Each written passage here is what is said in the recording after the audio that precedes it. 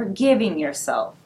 This is probably one of the hardest things that I think most of us can go through in life, is to forgive ourselves.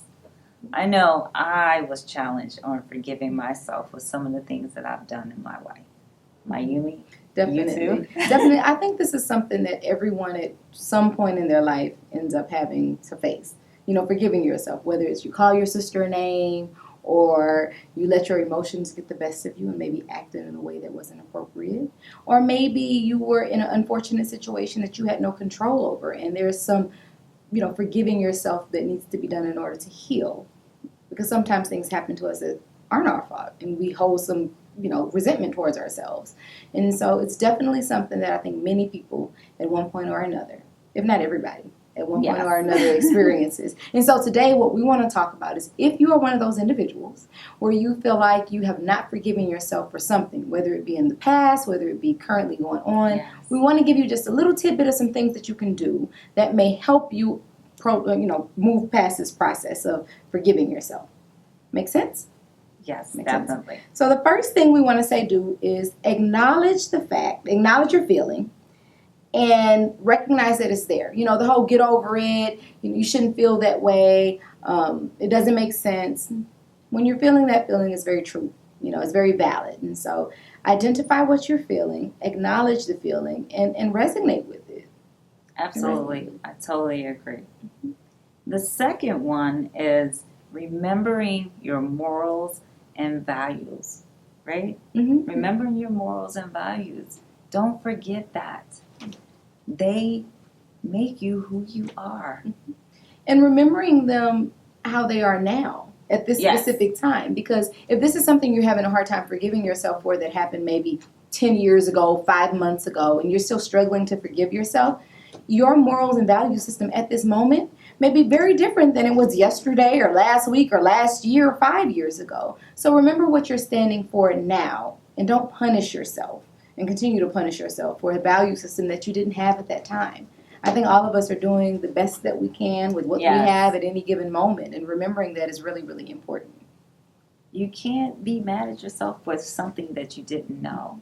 And a lot of times we're getting mad at ourselves with something that we don't know. Hindsight is 20/20. I think everybody can say what they woulda, coulda, shoulda done after the fact.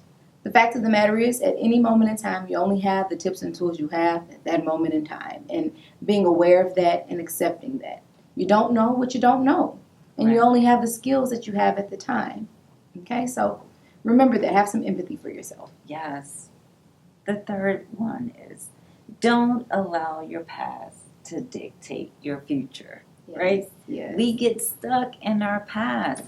Something that may happen to us 10 years ago, 8 years ago, or when we were 10 or 8, and we're 50 years old, still carrying that past. We're still that little boy in our 50-year-old body. Or whatever age it is, we have to let it go. You can't change it. So we got to get to a place where we can be able to let our past go and not allow it to dictate our future.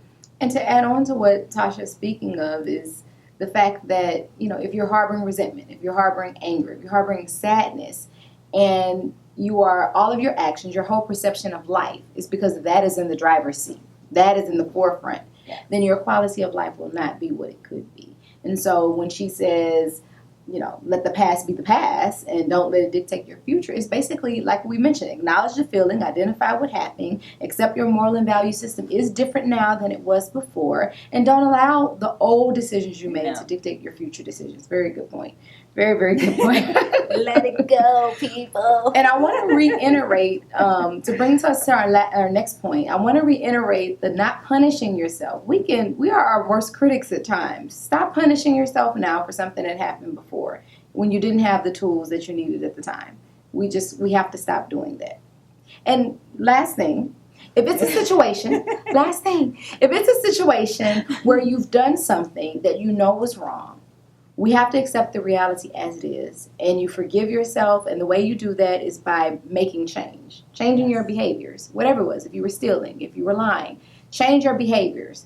That's how you move forward. If it's a situation that was not in your control, maybe you experienced some type of trauma or found yourself in an unfortunate situation, please have empathy for yourself. When we're children or when we're in situations outside of our control, we can't dictate what's going to happen. So have empathy for yourself.